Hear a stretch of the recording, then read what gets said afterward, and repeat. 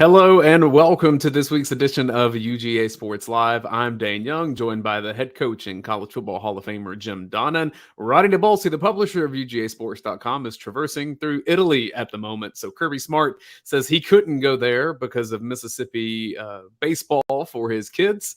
And Roddy's taking up for that spot right now. Coach, SEC Media Days this week. That's why we're chatting on Thursday. We wanted to take in a lot of the information coming out of Nashville. Let me just start with overall your impressions of Georgia, your impressions of Media Days. Everyone says it's the kickoff to the season, and I guess the countdown's on from this point.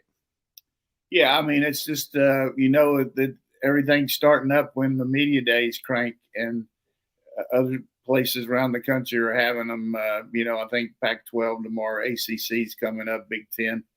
But the one everybody's looking for is see what people got to say about the SEC. And, from my perspective, you've got some good sound bites here. I just thought Kirby Smart was spectacular at the podium. He's an A1 coach, but he really is an A1 promoter of the program, and handled the questions effortlessly and really seemed very relaxed and confident, which he should be. But at the same time, everybody's shooting at you. And as we know around here, a lot of people have been talking about the recent situation with the Atlanta paper and all that. But I really thought that Georgia did a good job of standing up for what they knew was right. And it was a good week from a standpoint of reestablishing that Georgia does have the right kind of leadership and culture here. The points he made about nobody leaving here, about the coaches' retention. People aren't going to jump off a sinking ship. We're not a sinking ship by any stretch of imagination, but people start leaving. There's usually a reason for that, but not here. We got a good retention. And from your perspective, you're the Grady College guy that we're fortunate to have on our show. How did you think our players handled the different things that they had to go through, the three players that went there? It's so interesting to see how certain people are just naturally gifted at some things, and then they have to work a bit harder at others. And Kirby Smart even alluded to Brock Bowers not necessarily being the most comfortable in front of that much media. And you could see that a little bit, but I like that he extended himself, that he was trying to improve there. He even said being a vocal leader was something that he wanted to improve on this season. And I thought he did a solid job. I don't know that none of them really made any mistakes, which is good. We know Van Pran is media savvy. I thought Kamari Lassiter was excellent. And I think all three guys, Georgia got back on the plane, and they probably felt good about their performance. But exactly what you said with Kirby Smart, I thought was so true, that he had his key points that he wanted to get in there, and he did that, and he does it in a very affable way. You can see how he's such a good people person to lead such a big program. Overall, I thought Georgia had a really good day, and I thought Kirby Smart was very candid. I mean, a lot of times we complain that Kirby Smart doesn't give you content, and I thought he did that, and he rehashed some things, and he's very open about Georgia's strategy and mentality moving forward, how you try to three-peat, and it's that you don't think about a three-peat, you think about tomorrow. Yeah, that's the deal. I mean, you got to forget about the last couple of years and understand what won for you, but also what almost got you beat, and work on that, and continue to talk about being complacent. I think that's one thing that hopefully we can transpose to the people that are our loyal listeners and new ones, is there can't be any complacency around this place, because the practices are very upbeat, very well planned out, and it's proofs in the pudding with the success. But the competitive level that we have, if you're not ready to go every day out there, you're going to be left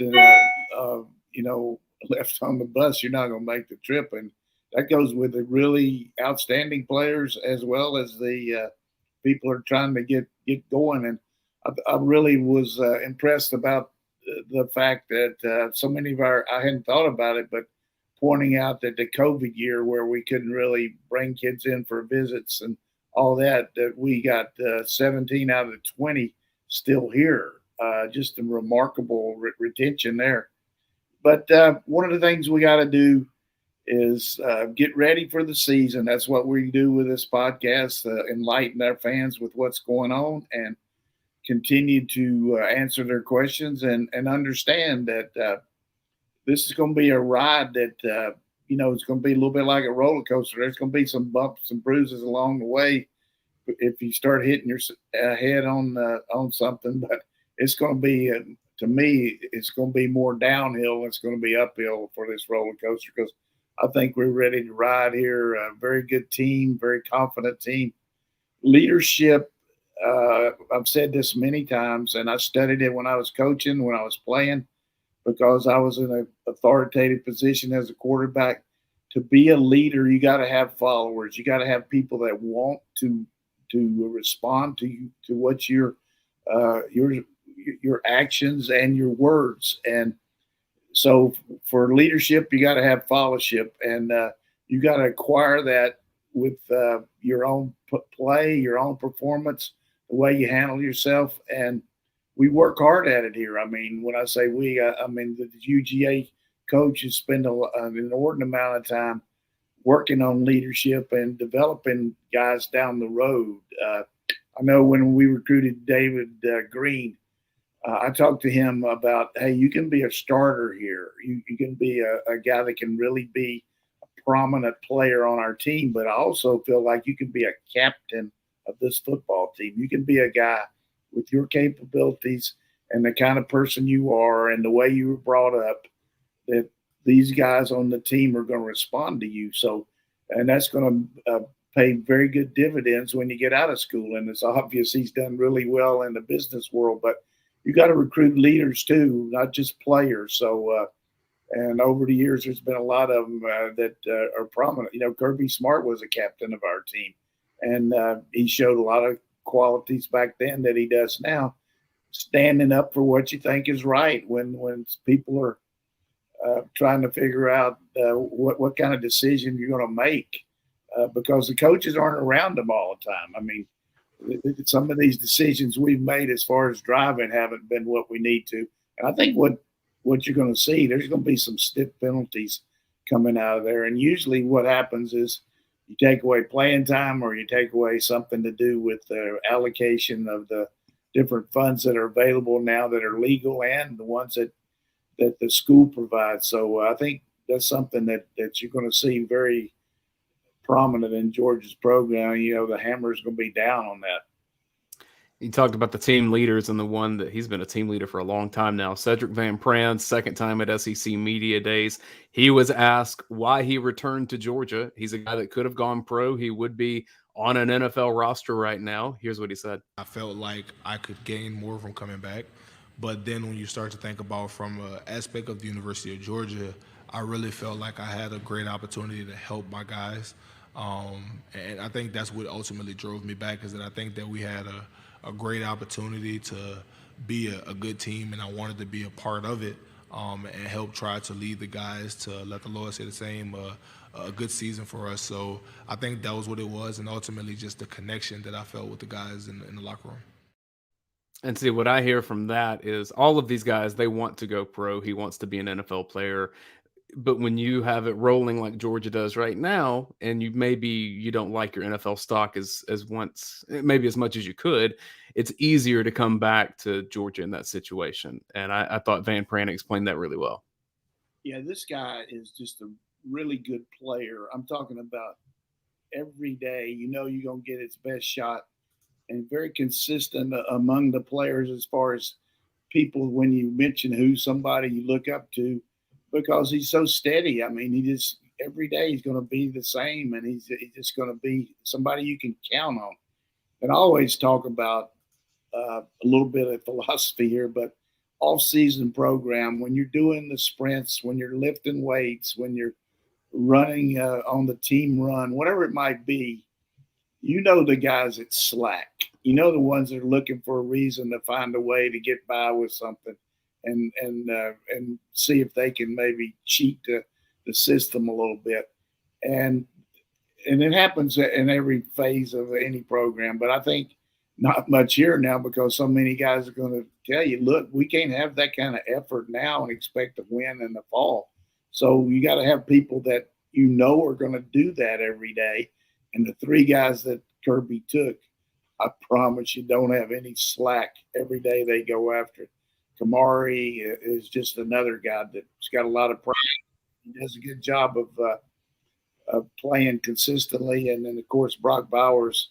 I mean, this guy is Mr. Energizer Bunny. I mean, he goes hard all the time. So, and this is not just a promo for Georgia football. I mean, in a way it is, but I'm just telling you, they're not winning just because they got good players. They're winning because they got excellent coaching, training, nutrition, everything that it takes to be a winning team. You hear these people talking about Georgia. Dana Holgerson, the coach at Houston, comes up and says, hey, I've been to some good places, but nobody's doing what Georgia's doing now. And that's a tremendous compliment from a coach from outside the system. He was here for the spring for the clinic. Mel Tucker, I was talking to him the other day about something else, and he was talking about, coming back here. He's just amazed at the new facilities and amazed what Kirby's been able to do and the talent level that we have. And here's a guy that was here when they played for the national championship in 2017. So enjoy the ride here, Dog fans. I mean, there's going to be some things that happen, but and it's typical to find something wrong more than it is to find something right. But we got a lot of right things going for us, among which you can tell us who's sponsoring our show, right? I will, but before we get there, I want to play one more clip from Sedrick Van Pran because he was asked about his return, but he was also asked about Lad McConkey's return. And I think this is a storyline that as the season gets closer and plays are happening, I think McConkey's return may be one of those that you look at and say, if Georgia gets to where it wants to get to, it happened because of that. Here's what Van Pran said on Lad McConkey. It's amazing. I know a lot of people talk about my decision to come back, but I think his decision to come back is something that really, really will help the team. I think it was essential for the team to, really be off on a good start as far as, workouts and things like that. Lad's a great guy. I was really, really excited that he decided to come back, but it's been amazing to see his growth. I remember Lad always talked about, he was so excited to just be able to travel. And then, years later, man, he's like really, really been a big piece for us making plays down the field. Essential for the team. Exactly. I just can't, I don't know how to phrase this to make it any better, but if you talk about a guy you want on your team, when you got to have a play, we got a lot of them that are close, but you talk about Mr. Clutch. Every time he drops some passes, everybody's going to do that. But when you got to have it, this guy's going to do it. I mean, when you look at that run he made against Mississippi State, I remember 3 years ago when he played in early, first time you've ever really seen him a whole lot against Auburn, breaking through on that 80 route down the middle. He's just a quality guy, and I'm really impressed with the way he's built himself up a little bit. He's cut. I mean, he's really looks even bigger than he was last year, and that seems kind of ridiculous because he's not a big guy. But this guy is, if he takes off his shirt, you can really see this guy is somebody you don't want to get involved with in any kind of tussle. Tough guy, too. He plays through injuries because he was hurt pretty much all of last season, especially the latter half. That's a really good point. I forgot about how his leg was bothering him throughout the playoffs and throughout the end of the year. And I remember talking to him when they were getting ready to go to Cali, and he was saying, I really feel the best I've felt because I've had a chance to rest a little bit and feel like I'm going to kick some butt this week. I want to make a mention real fast of a family friend, a man named Mike Sweat, who passed away from Dublin, Georgia, where I'm from. And my connection to UGA goes in large part through Mike and his wife, Kathy. Mike passed away this week. Big Georgia fan, Georgia donor. If you were at Foley Field for baseball games over the last 15 years, you likely saw the Sweats there pretty close behind home plate. And just can't say enough good things about him. He taught Sunday school at the church that I grew up going to. When I was in between houses in Athens, they let me stay at their condo in Athens for 3 weeks. Didn't ask anything of me. Mainly just wanted to be able to see our kids and go out to brunch with us. And just sending a lot of love to his family. I know in Dublin they mean a lot, and there's a lot of people around the state that love Georgia, that mean a lot to Georgia, and that were inspired by it. So condolences to his family, sending a lot of love, and just wanted to do that before we get to a break here. Now let's chat about our friends over at Athens Ford. They've been a longtime sponsor of all we do. And Coach, they are sponsors of our UGA Sports Watch Along show, which will return for, I believe that will be its 4th season at this point. Mostly wins, even though the first time we did it was a loss. Athens Ford, they have more cars on the lot every time that I've gone by there, and it's over on Atlanta Highway, so it's very convenient if you're coming into Athens. Currently I have 481 vehicles out on the lot. One of my coworkers has one of those new Broncos, and I'm seeing them on the road all the time. So if you want a Ford Bronco, go out there and chat with the folks at Athens Ford, and we really do appreciate what they do for UGAsports.com. You're not going to have a better experience, have a better service. There's a lot of folks around Athens that can attest to that. So thank you to Athens Ford. Coach, we talk about Brock Bowers a lot on this show, and how could you not, because of who he is and what he's accomplished. I know that I gave that little spiel about how I thought he did at media days, and you could tell he's not the most comfortable in front of microphones. He would rather run and catch a ball than talk. I'm curious how you thought that he did with all that attention and publicity on him, because this won't be the last time. Yeah, he seemed like he embraced the situation. I mean, he's making a lot more money than any of those guys that are asking the questions. So, so he was up there, and it helps his brand. I mean, I just saw where he's one of 7 athletes in the country coming out with this new energy drink that the Rock's sponsoring. So, Brock is just a very genuine person, that team oriented. He does things for NIL for the rest of the players. And if you wanted somebody that epitomizes who your son will grows up, or your family member like to be as a person, the Brock Bowers would be the guy. I would say, of course, McConkey. A lot of them you could say that about. We just talked about Van Pran, but I'm just telling you, Brock is so genuine and sincere that maybe he's not a man of a lot of words, but I thought he was very candid in the way he talked about his relationship to the players, and the fact he talked about the other tight ends the way he did.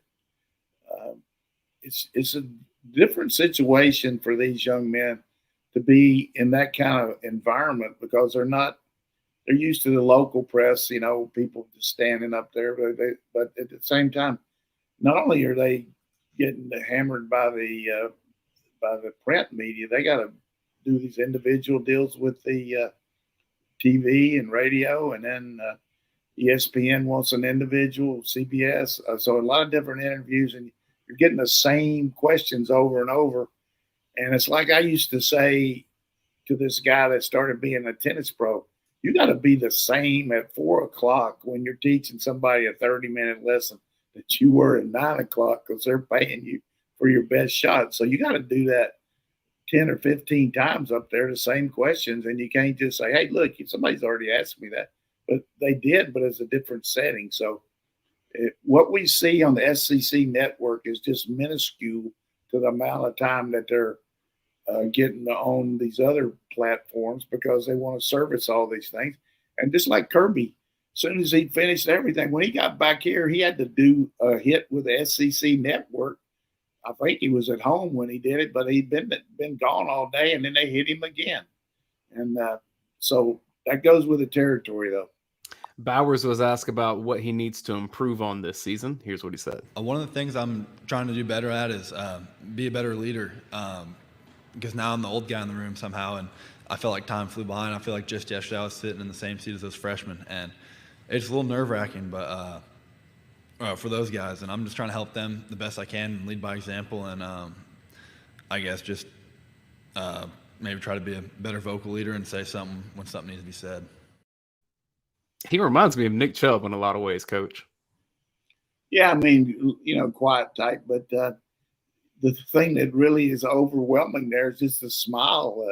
He's not, he's not frowning. He's giving you that he's happy to answer the question. And, a lot of times when you've been in a role where the other people are in charge, it's harder to step up and do that.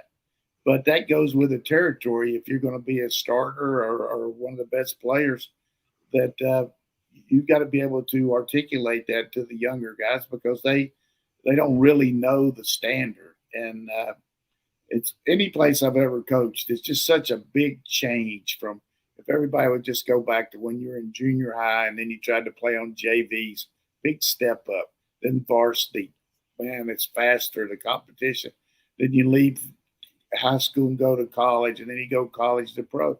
It's just everybody, when you jump up, you're going to see more and more players that are difficult to compete against. And that's just, if you're going to do it, you got to practice against it. And I thought one of the best statements Kirby made that I listened to was in the analyzation of the quarterbacks, when he said, we're not ready to name Beck yet because we want to see how he does against the best defense in the country 2 straight weeks, the 2 scrimmages that they're going to go against. Now, he was being a little bit confident there, but I do feel like we got the best defense in the country when you look at all 3 phases. But what he's alluding to is they're not just going to go out there and run plays like 8 or 10 play series. They're going to go out there, okay, we're going to put the ball on the 40, and you got 5 plays to get it in there.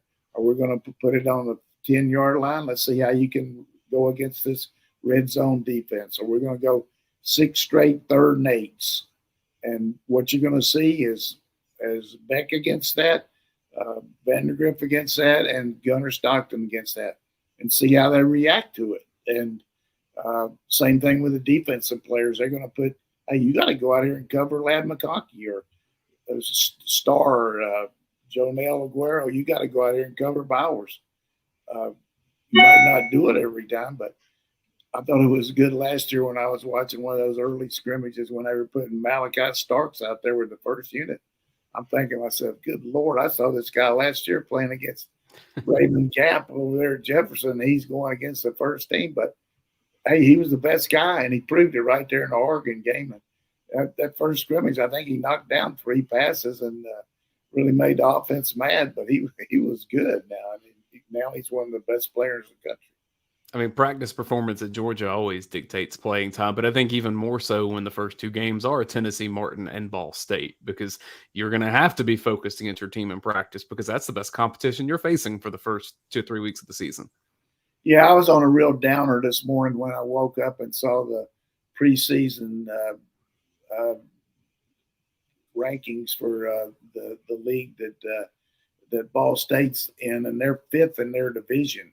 I was hoping that they were going to be among the better teams, but when the scribes or the people that write for your conference pick you 5th, it's probably a good reason for it. So I was hoping maybe we get a little better shot from them, but maybe they're better than what the sports writers think they are. But and the thing about UT Martin, they played good against Tennessee last year. I mean, second half Tennessee cut the water off a little bit, but not on defense. Tennessee was out there trying to stop them, and they couldn't. And the quarterback for Alabama's dad, Coach Simpson, is the head coach. And I think you did a good job the other day of putting it out to our fans that they lost one of their team mates as far as being able to play right away. He was shot in a situation up in Nashville. And shot 9 times. Got a GoFundMe thing for him. I hope that's working out. Yeah, Georgia usually rallies around opposing teams that have things. I think about Arkansas State a few years ago with the coach's wife that was battling cancer. Devin Gales is always a great example from Southern. Georgia fans tend to rally around the people that need some help. And so if you want to check that. GoFundMe, how's it looking? I haven't checked it recently, but I'll check it and put an update on the board later on. I hope some people have some chance to help them out. Brock Bowers was also asked about Georgia's culture with a lot of the conversations that have happened since the offseason began. Yeah, I think we have a very strong culture among players and coaches and everything, and we've had numerous meetings about just what we can do better on and off the field, and I think we've done a pretty good job at blocking out the outside noise and focusing on ourselves and focusing on the stuff that we can get better at personally. Pretty canned answer, but I thought it was important that players were asked that, because a lot of times Kirby's asked and he says, well, talk to the players about the culture. And you ask them, and that's what they said. Yeah, that was a good answer. And no matter how much you tell them, these kids are going to read social media. They're going to read what people say. I don't know that they go on these different websites and read about some of these people being critical of them. But, when you're on Twitter and you say something about somebody, it pops up. These kids either see it or somebody will tell them, hey, look, so-and-so said you did this, blah, blah, blah. But this can't. I just don't know how coaches can keep them focused because of all those distractions. But it's definitely something you as he mentioned, Kirby and the coaches and the counselors are talking to them. Look, we know what we're all about. You know what you got to go through. You know the standards. We've had some guys that made mistakes, but as a whole, our culture is based on you doing this, and this is what we do.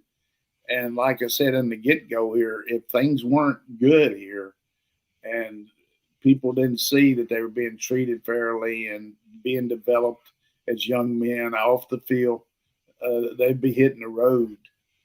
We haven't lost really too many quality players.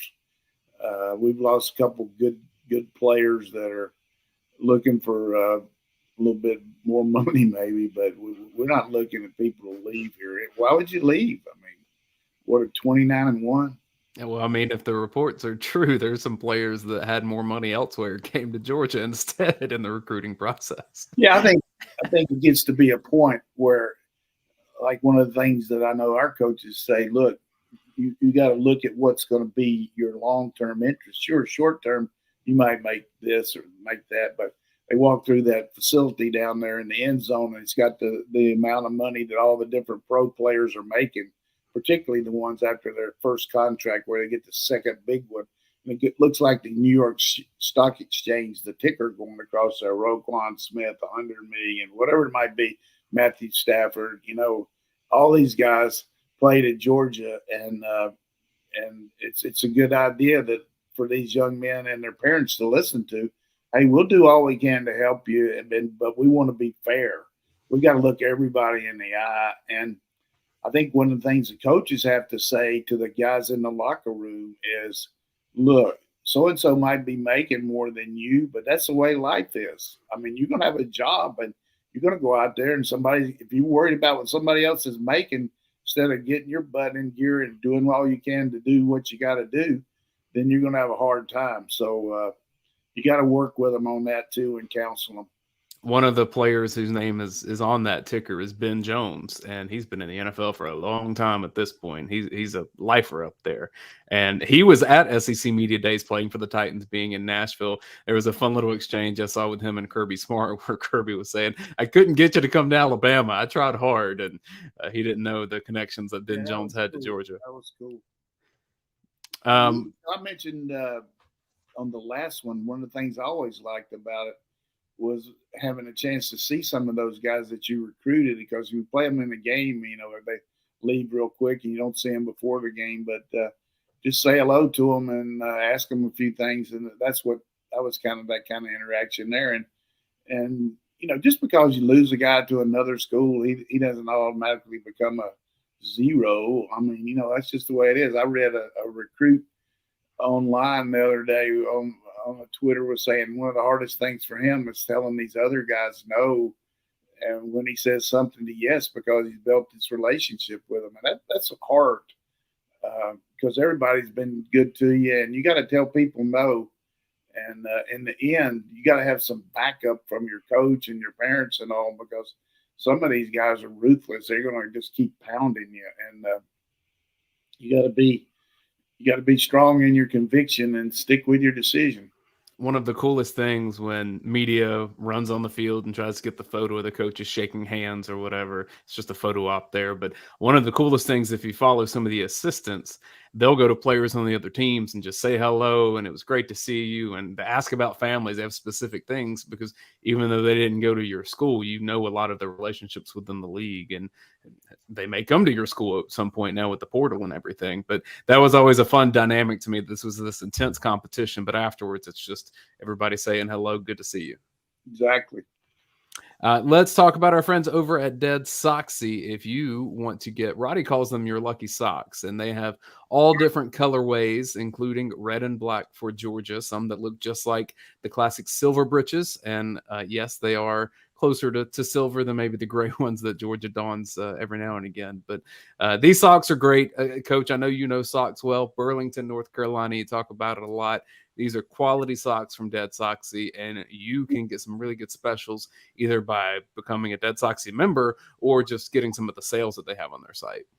Hey, they certainly live up to my standards because I was spoiled growing up in Burlington, where kind of the sock capital of the world, and definitely these meet very high standards. My father-in-law was kind of the ace guy at a couple places where he was the guy that could go out and fix all the machines and kind of supervise them, keeping all those. They went for three shifts, kept going all the time, and so I've had a real history of socks. So definitely, I feel good about the socks that Roddy's brought some over here. A couple I've worn them. They're very good.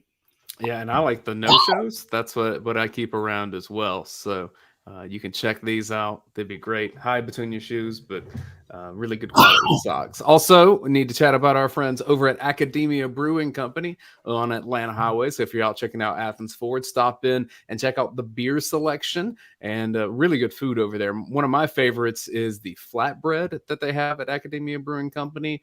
There's I think 4 different kinds. And so there's a flavor for something that you like out there. It's a great kitchen, a great space to hang out. If you're ever in Athens for a game day and maybe you leave a little early to beat some traffic, or you just need a spot to watch a game, they have multiple TVs everywhere, a big screen, some couches. It's a really cool spot.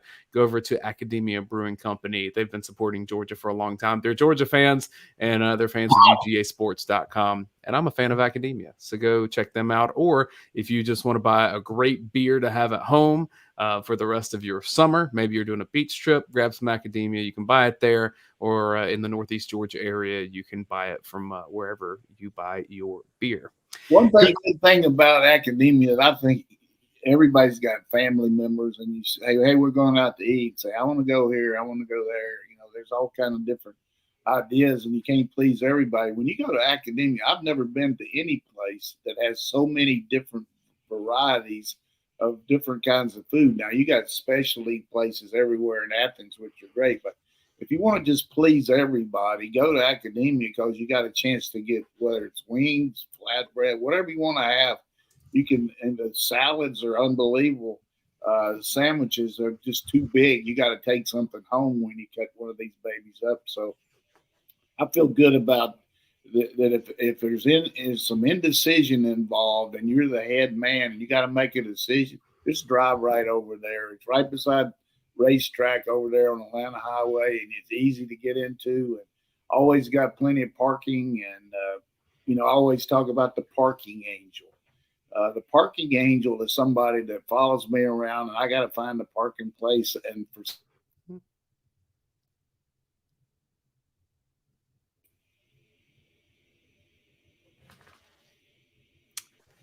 might have lost you there for a second, Coach. Maybe my connection, but yeah, I agree. Academia, a great place to park here. I want to talk about Kamari Lassiter for a second. I was a bit surprised that he was one of the ones going to SEC Media Days. You predicted that accurately, but I thought he did a really great job. And did you make this point last week that it's a bit of needling that he is from Tuscaloosa and you take him to Media Days? Yeah, I think subtly there was a little deal there when somebody's going to say to you, "Well, where are you from?" And say, "I'm from Tuscaloosa." And I mean, that just, especially when we've been doing real well here. So I don't know that that was the reason, but he deserved it. His own field play deserves it. If you just look at the different position on the team, we had 2 on offense, 1 on defense. He's played special teams too. So, and very articulate. And Kirby brought out the fact that he, talking about his family, how proud he was. He had that K3 on there, to represent his mom and dad and himself. I thought it was a real token of love there to have that. And who cares what anybody thinks? If somebody said, well, that's gaudy looking or whatever. Hey, it's something that the kid really believes in, and he thought it was important to, signify to everybody how much his family means to him. So it was a tremendous show of respect by Kamari. From Tuscaloosa to Athens, here's how he described his UGA experience. I would say this is everything that I hope for and more, honestly. Coming into Georgia, I just wanted to, prove myself right and just to show that I could play at a high level in the SEC. And, just coming in and the way that Georgia's impacted me both as a player and as a man, I couldn't really ask for much more. Couldn't ask for much more. One of my favorite – oh, go ahead, Coach. That's pretty impressive. One of my favorite things to play with media days is, and you know this from the other side of it, but all the sports comm staffers that they coach these players up, they kind of give them the talking points, maybe the team mantras to throw in there. Kamari Lassiter hits 4 of those in 10 seconds. The mentality for this year is really just better never rest. We're trying to eat off the floor. We're not trying to be complacent this year. We're trying to, uphold our standard and keeping the main thing. So, some staffer was just fist pumping, be like, he got them all in there. Hey, that was in a New York minute right there. That was impressive. It's hard to have that kind of retention and get it out there. It's like when I used to be on television and they'd say, hey, you need to get it out of there quick because we got to go to break. And you're trying to think about it. And they said, we're going to break. That's going in your ear. And you only got so much time. But the worst thing is, when they say you only got 20 seconds. And so, I start out and say, well, I'm just want to tell you about Georgia's team on defense. They got good linebackers. And then he said, okay, you need to stretch it a little bit. You need to stretch it. We got more time. And they've got really good secondary. Stretch it. And their coaching is outstanding. And stretch it. I mean, you're not even ready for it. You got to add. I learned how to do that a lot better, but boy, those producers are in your head and they're talking to you, and you got to be able to not say, hey, would you shut up? I mean, it's hard to do. It takes elite concentration to be able to listen to something in your ear and have to speak on air. It's hard.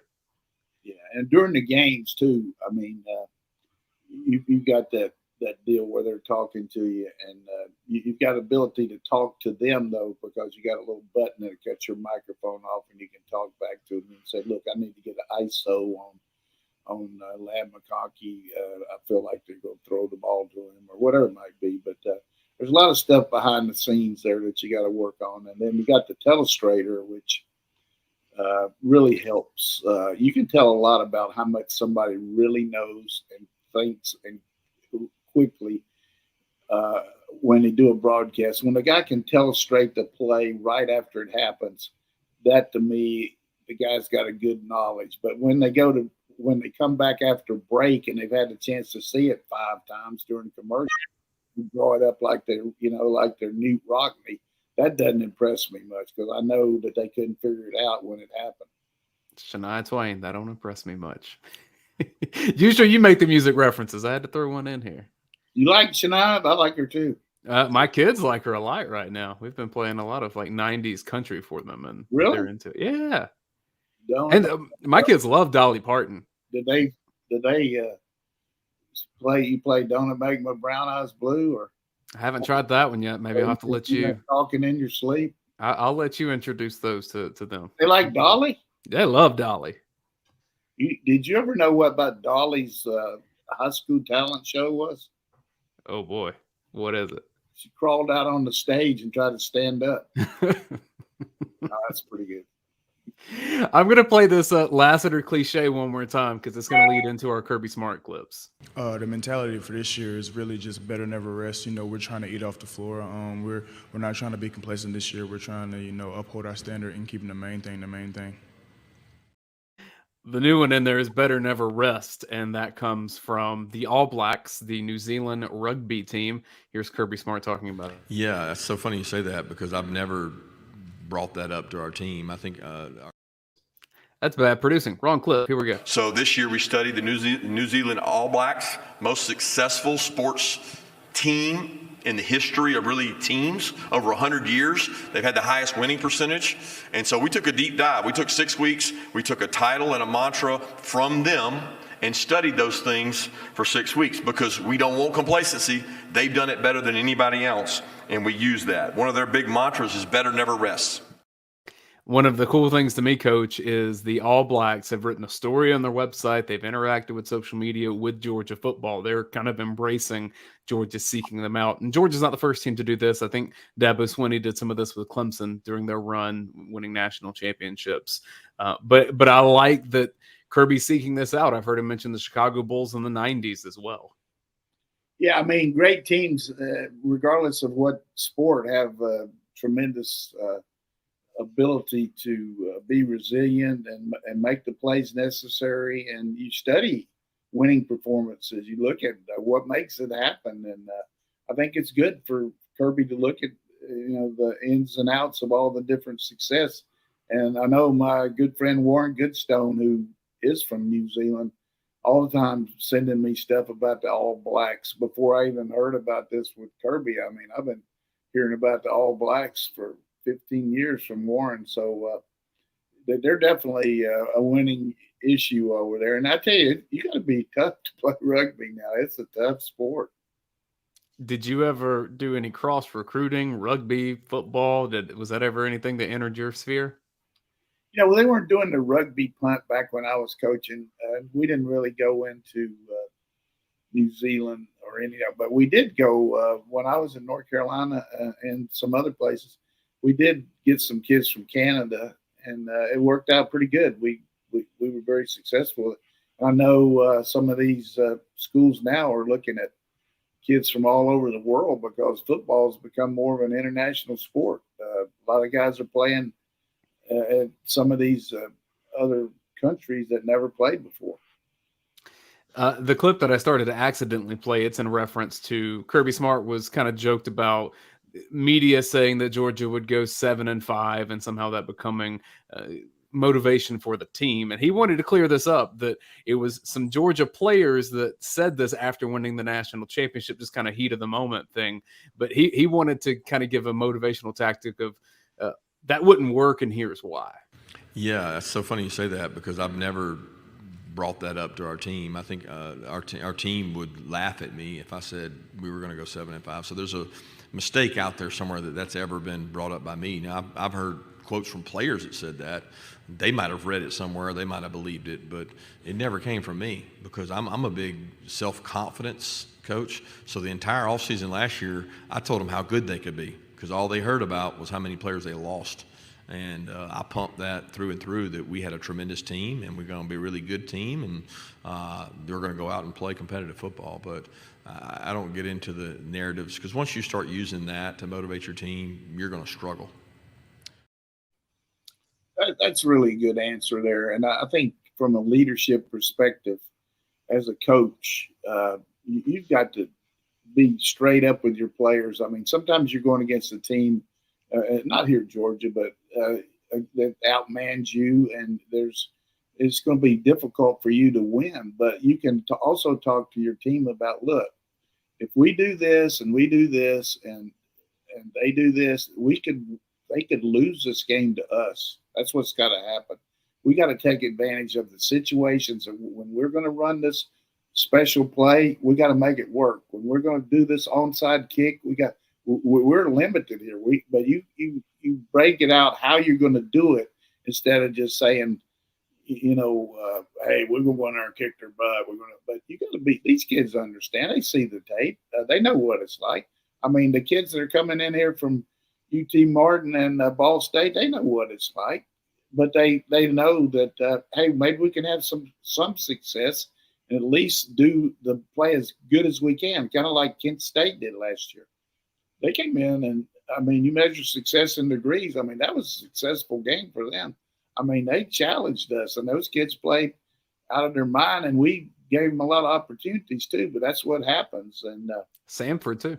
It's just like, but only 3 quarters in that game. But here's the deal: it's like a general going into a war. You just can't go in there and say, we got no chance here. You're going to die. I mean, that's really a bad. I'm not making the analogy of the football because it's certainly not. But you got to find a way to survive, and that's the way you got to do in football if you're outmanned. I guarantee you, UAB, they're over there talking about playing Georgia. They're saying, hey, none of you guys got a scholarship. We're going to go in there. Last time we went over there, we were embarrassed. They took us behind the woodshed. We're going to go in there. I mean, they got one of our coaches over there. Eddie's a line coach.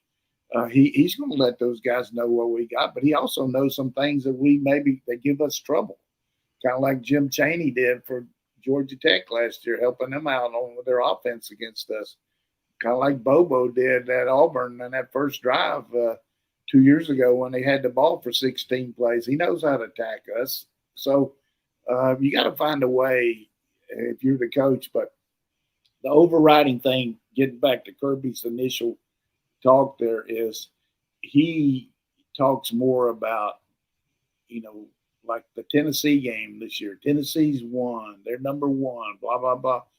He sold our guys on, hey, they're playing in our house. He sold our fans on we need the noise. He sold the players on we're a better team than them, and we're going, who are they talking about coming in here and beating us in our house and all that? And it's a great motivator all week about how we were going to win. He was on the kids. I mean, you saw that tape where he got on Keely Ringo during the week, but it was a masterful motivational job to get our team ready and a tremendous tactical ability to outman their pass protection the way we rushed them throughout the game.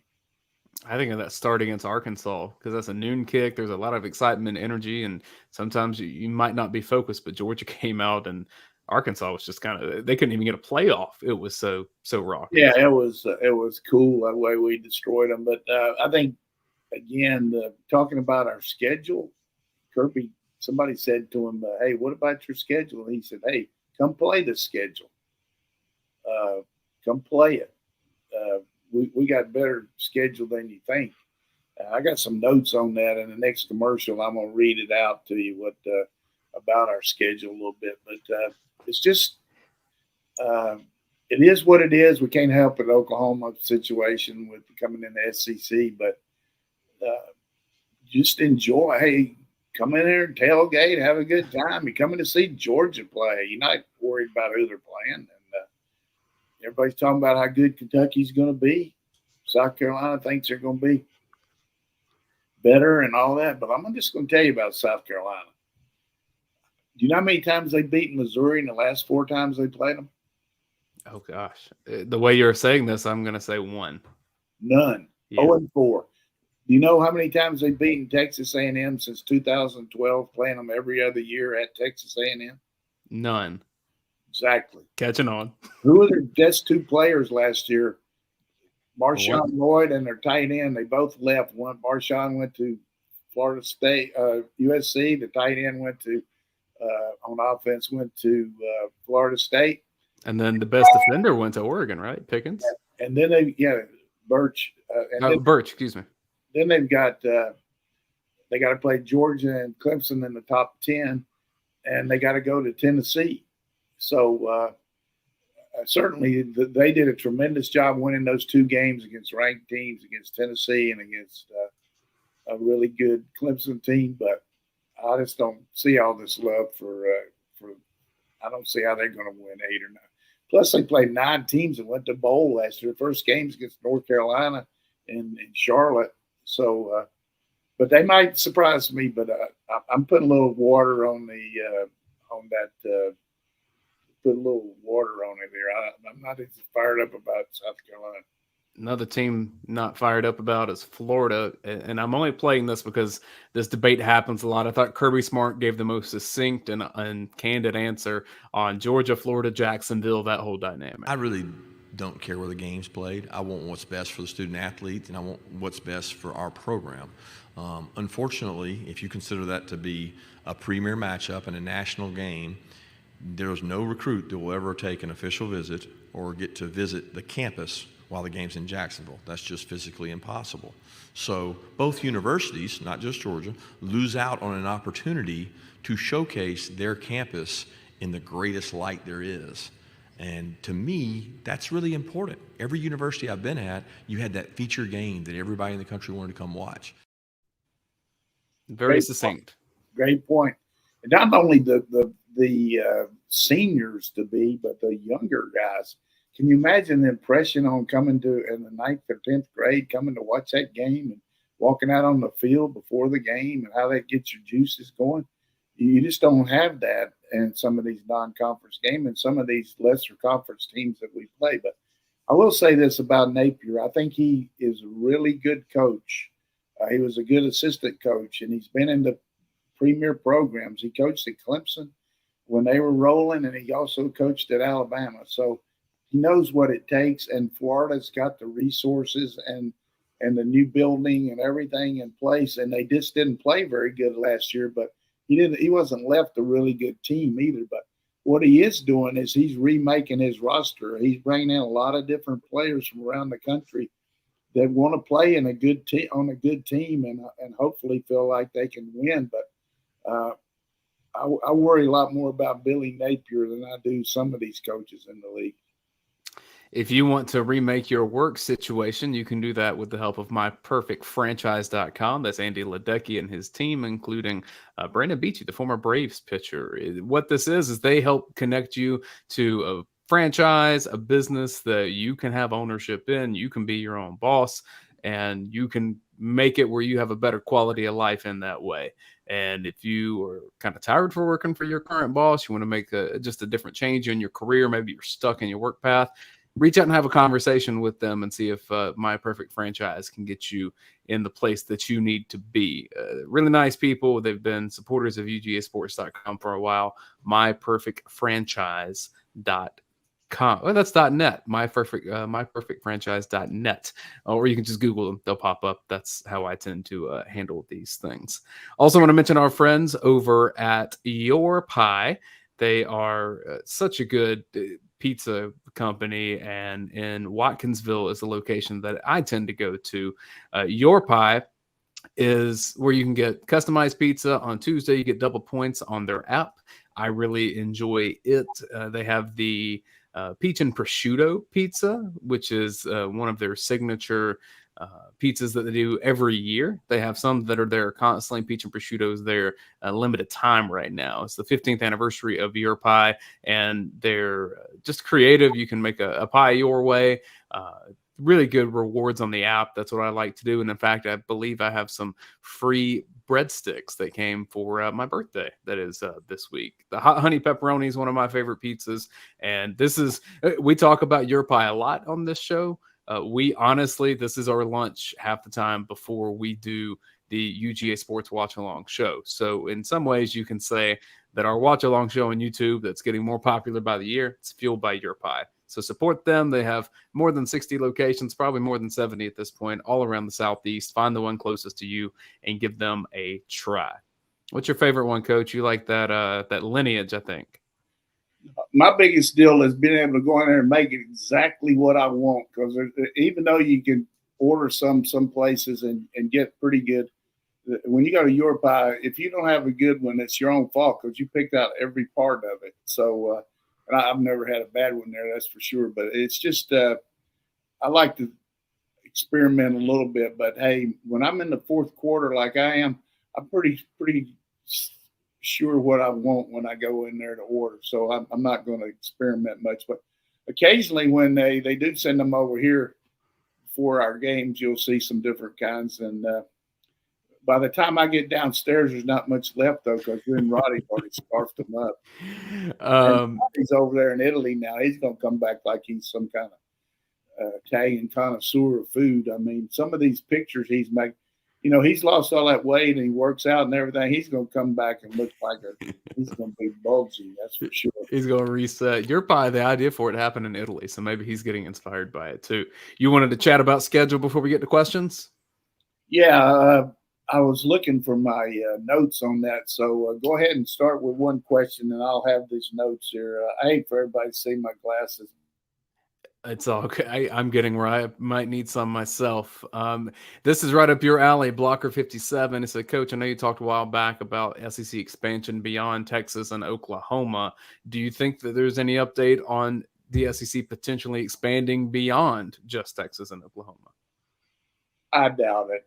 You know, unless they go to these super conferences where, you know, you have 2 or 3 Big Ten all of a sudden becomes real big and starts taking North Carolina, Virginia, and then ACC disbands and we take Clemson and Miami or whoever it might be. I just don't see it right now, but you never know with these TV dollars. I mean, who knows what's going to be doing it. But here's a few things to hear about Georgia that Kirby talked about the staff and everything, but the third-year players and younger this season have never lost a regular season game. We played 4 of the 6 New Year's 6 bowls in the last 6 seasons. No player on this team has lost a bowl game or been to a bowl other than a New Year's 6 game. 34-1 at home since 2017, won 9 games in Atlanta since 2016 in 7 seasons. Schedule notes. Road SEC games, Auburn, Vandy, UT Tech, all won 2 of their last 3 games of last season when playing us out. Home SEC games, Missouri, Carolina, Kentucky, Ole Miss, all went to a bowl game. We were scheduled to play Oklahoma until they left joined our conference. In future years, we're scheduled to play Clemson, UCLA, FSU, Louisville, and Ohio State. So, hey, that's some good notes. Well, the schedule gets tougher with just the SEC restructure, too. That game at Texas next year, that's going to be a barn burner. Yeah, we play at Texas, play Clemson in Atlanta, and at Alabama. That's pretty tough, man. It doesn't get much tougher than that. Question from John Adams, 88. Which freshmen are you most excited to see on special teams as they earn their stripes? And then also, do you expect Dan Jackson to be healthy and get playing time again? Well, Dan Jackson is a special teams phenom. I mean, I think he'll come back and he'd be a big part of that, and he'll help us if he's not a starter back there. And they put Bullard back there, and he's not a starter. Then he'll be a guy we'll use in a dime situation where maybe put him in at safety and play Bullard at the other star, so you'd have Aguero or Smith at the star, and then Bullard up there. But as far as the freshmen on the special teams, I think Aguero is going to be really good there. All of those linebackers can really run and then play, and then Harris at corner, I think he'll jump in there and be a really good special teams guy. And then sometimes some of these offensive guys, I know the one we got to find somebody to return punts for sure. Of course, we know that Ladd can do it, but we'll see if Lovett comes in there. I consider him a transfer as a new guy. He could come in and help us there. JBH3RD sent this question, and I kind of alluded to this earlier. Said I'd love to hear you and Coach Donnan talk about the penalties that Tennessee received with the recruiting and Jeremy Pruitt things, and how you see that affecting them in their competition in the SEC in the next few years. Well, I mean, they got to be ecstatic. I mean, the way the NCAA is doing now, they figured out that they're not going to penalize student athletes and staff that had nothing to do with the previous inequities. So they didn't lose a bowl game or a postseason play, and that's what Heupel and his staff wanted more than anything. They got to pay a big fine, but that's basically something they'll get from the bowl game anyhow. A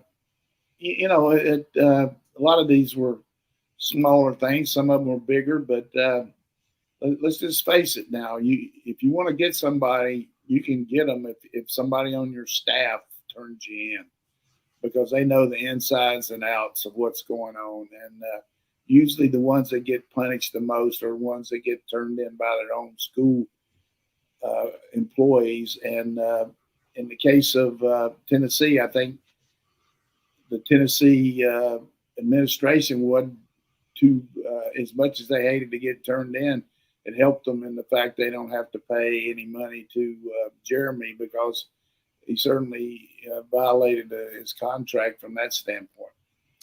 I'm making a prediction that you will see Jeremy Pruitt in the SEC again. I don't think it's a head coach, but seeing Bobby Petrino back in the league, give it a few years. Hey, Hugh Freeze did a whole lot more. He wasn't named in some of those things at Ole Miss, but you got a guy that's got three rental cars on your team, and Jeremy Tunstall, Laramie Tunstall, yeah. He had 3 rental cars at one time. Mm. They had guys coming in for unofficial visits from everywhere. They had the school store there where you just walked in there. Let's just pretend you're over there at the university bookstore here, and you come for official visit or unofficial. Just go over there and get what you want. Here, go through it. Hey, like walking through Academy Sports or something. So he got out, though, without getting institutional control from his standpoint. Maybe he didn't know a lot of that, but he was the head coach. And then, of course, he had the situation with the later. But he's coaching at Auburn now 6 years later, so who knows? 2 more questions, and then we wrap, and we'll be back next Tuesday. Scuffletown Dog. This is kind of a vague question, but I think you'll know what he means by it. He says, Coach, I always enjoy your input to this show. What type of team do you see Georgia being this year? I hope it continues on the same path. You've coached a lot of teams. You've seen a lot of teams. What type of team is Georgia? Give me a D. Give me an O. Give me an M. Give me an I. Give me an N. Give me an A. Give me an N. Give me a T. Dominant. Good spelling. A dominant football team. Defensively, offensively, can be explosive. I just think we got proofs in the pudding. We got to do it, but we got some guys that are capable of dominating the game on a lot of different phases. So I think it's going to be a dominating football team. And then finally, longtime fan, he asks a ton of great questions each week. UGA alum 95, does the loss of Smoke Bowie cause Georgia any serious depth issues at defensive back, or will Georgia need to get a transfer defensive back to replace him? And I should mention next week we'll pick up our series kind of going through position groups, and we'll get to defensive backs. Smoke Bowie not on the team anymore. No. Good answer there.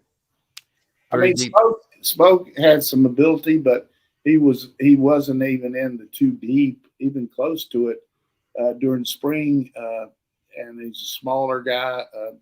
Just didn't work out for him. I hope it works. He's going to go to a JUCO. I hope it works out. But there's a tendency to talk sometime about guys that you lose or leave. And certainly we've got a very good situation there at defensive back as far as numbers. These 2 young men that came in from Charlotte at the beginning of the summer that weren't here in the spring have jumped in there, going to be good players. I like our secondary. I think it's a strength compared to last year. I mean, the depth that we have in the secondary, among which getting Dan Jackson back and the leadership he provides and the knowledge.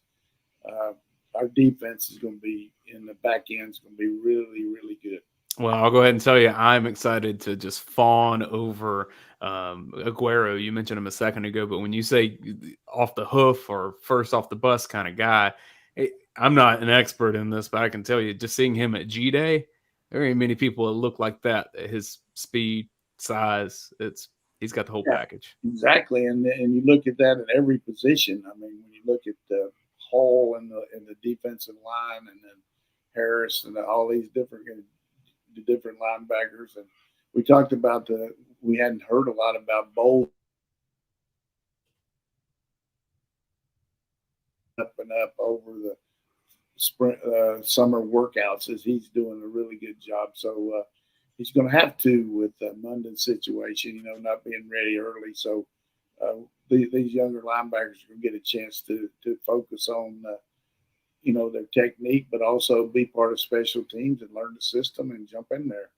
But I like the competitive part of our fall camp, and the fact that anything you see at practice is going to be what you see in the game. You're not going to go against many better players than you're competing against in practice. It'll be here before you know it. I can tell you final preparations on campus are happening for students to come back. And so fall football is coming, and Georgia will play a home game as a two-time defending champion soon enough. We're excited to chronicle that with you. Thanks, everybody, for watching this show, supporting UGASports.com. Coach, it's always a joy to get to do anything with you. I consider you one of my favorite people on this earth and a family friend. Hey, it was good to be with you, and I don't know, when's Roddy coming back? Is he going to stay over there for indefinitely? Has he got did anybody give him a return trip, or what's the deal? Yeah, I'm not sure. We'll have to figure that out. He may stay over there for the season, and me and you just take the reins of the watch along show for the rest of the time. I did see, giving a little love to rivals, I saw where Georgia, the UGA, what's the name of it? UGASports, had the most of any website of any rivals in the country last year. Yeah, it was most views on pages. I mean, that's awesome. I mean, certainly Georgia's team didn't hurt, but goes to show you the kind of content that you guys provide. And I tell you, you work at it hard, and you got a lot of competition, but it's really good to see that the people that listen to us get a chance to read what you guys put out there. And of course, I like to watch the podcast you and Brent put out on talking about, different plays and things like that and how they work. And I'm hoping that we're going to continue our podcast this year about talking about the other teams too with you and Brent. You snuck in a Dolly Parton joke. Did you have a joke you wanted to get in for the show, or are you saving it for next week?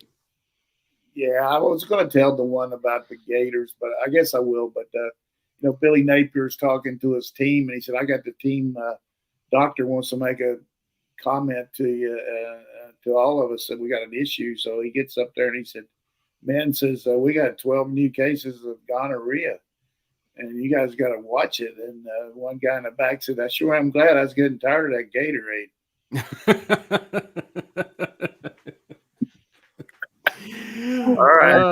All right, everybody. We'll see you next week, Tuesday at noon.